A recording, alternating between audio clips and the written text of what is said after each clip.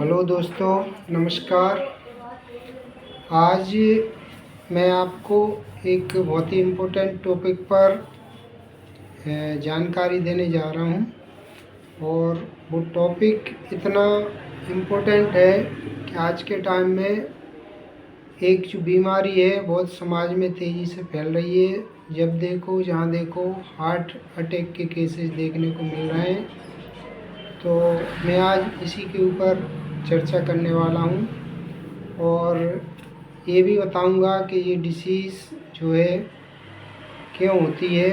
और एलोपैथी में भी इसके बहुत सारे इलाज हैं, सर्जरी भी है।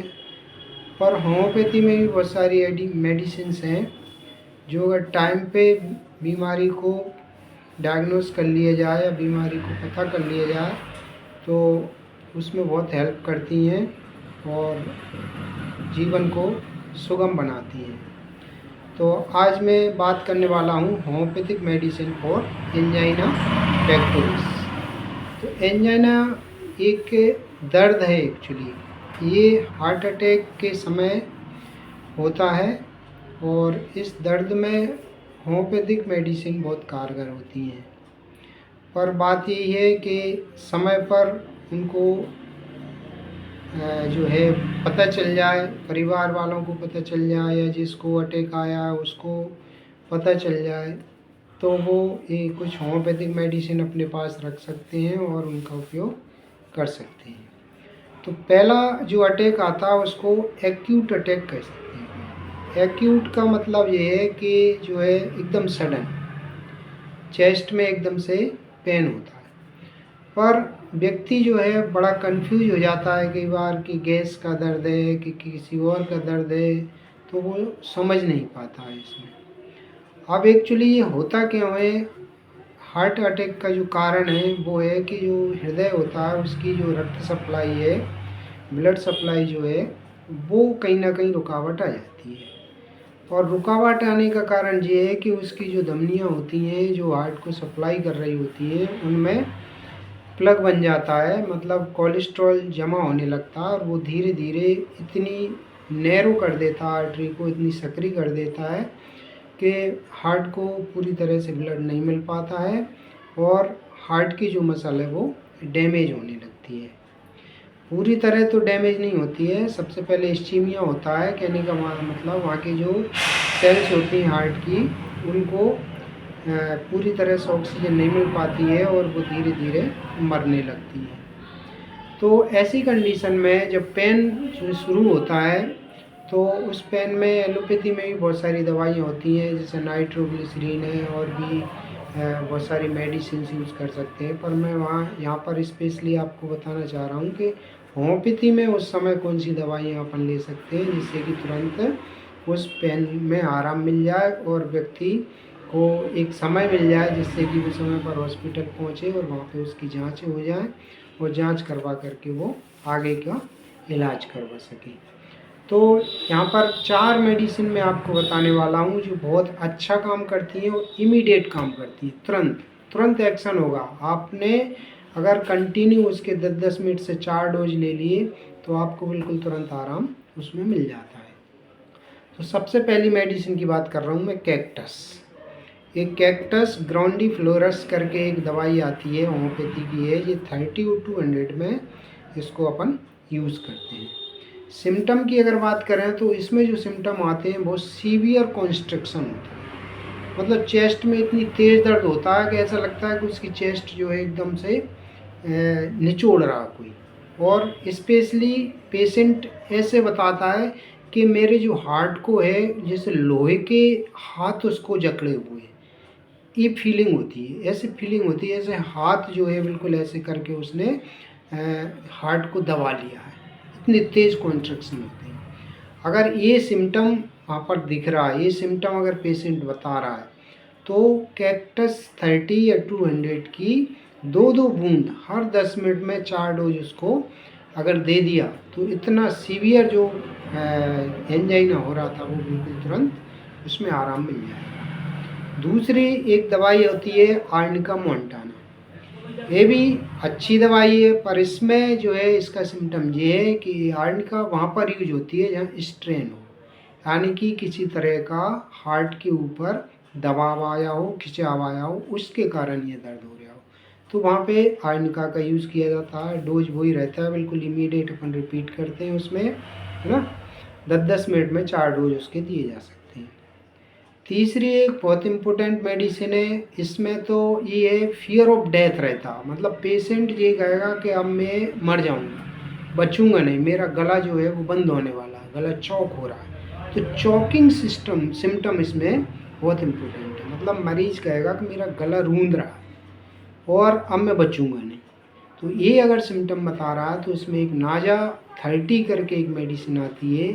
ये नाजा जो मेडिसिन है एक सर्प होता है उसके पॉइजन से बनाई जाती है, और एक इसका जो बिल्कुल एक रेगुलर जो सिम्टम है वो ये है कि इसमें गला चौक होने लगता है और व्यक्ति सोचता है कि मैं बचूंगा नहीं, मैं मर जाऊँ।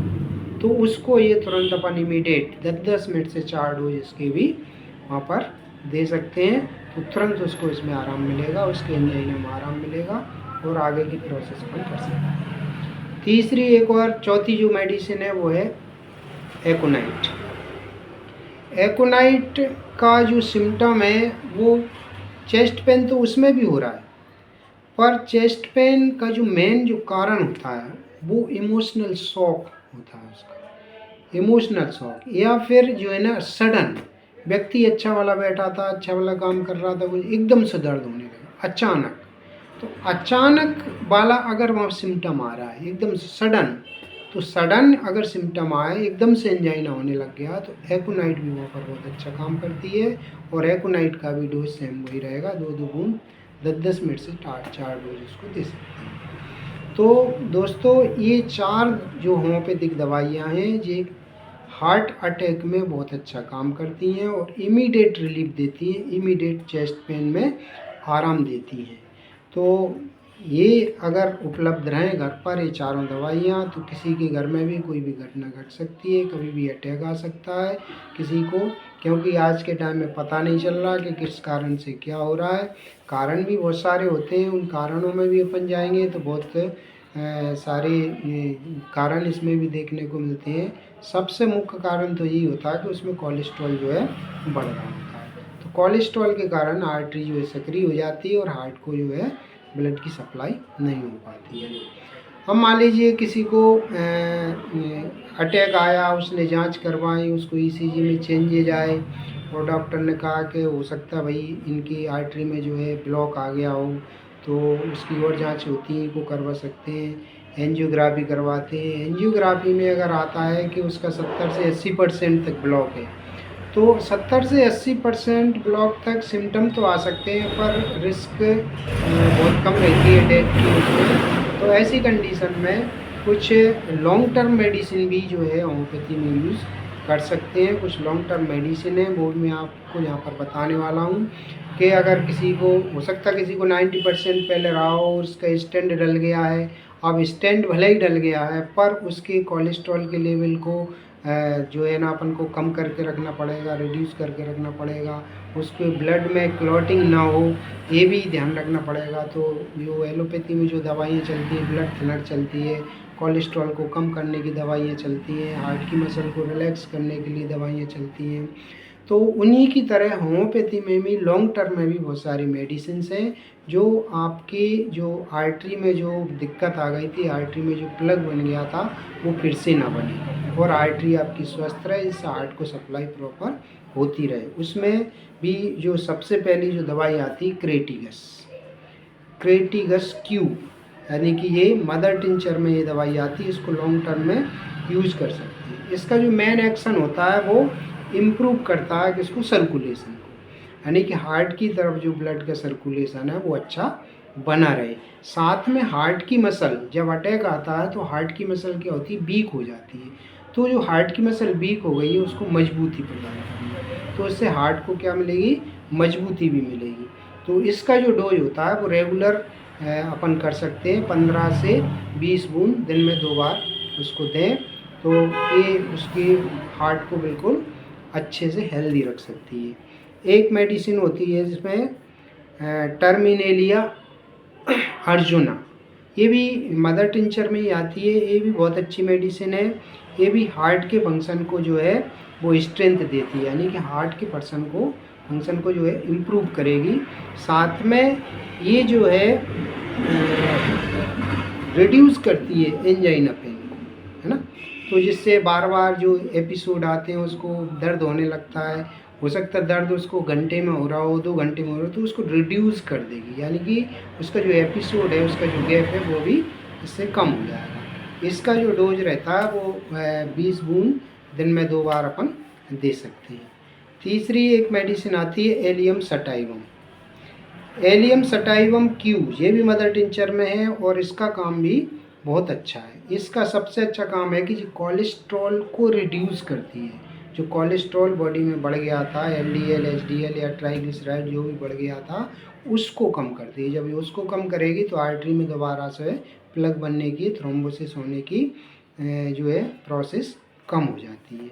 साथ में एक मेडिसिन और कोलेस्ट्रीनम करके आती है। कोलेस्ट्रीनम जो है वो 3x में यूज़ ज़्यादातर होती है, और 3x में अगर इसका यूज़ करें तो ये काफ़ी हद तक कोलेस्ट्रॉल की मात्रा को, खासकर ट्राइग्लिसराइड और एलडीएल को ये बहुत अच्छे से कम कर सकती है। तो बाकी की जो 4 दवाइयाँ हैं, अगर किसी को अटैक पहले आ गया है, उसकी एंजियोप्लास्टी हो गई है या एंजियोप्लास्टी नहीं हुई है, 60-70% अगर उसका ब्लॉकेज है, तो ये दवाई कंटिन्यू कर सकते हैं और हो सकता है फ्यूचर में उसको एंजियोप्लास्टी की भी ज़रूरत ना पड़े।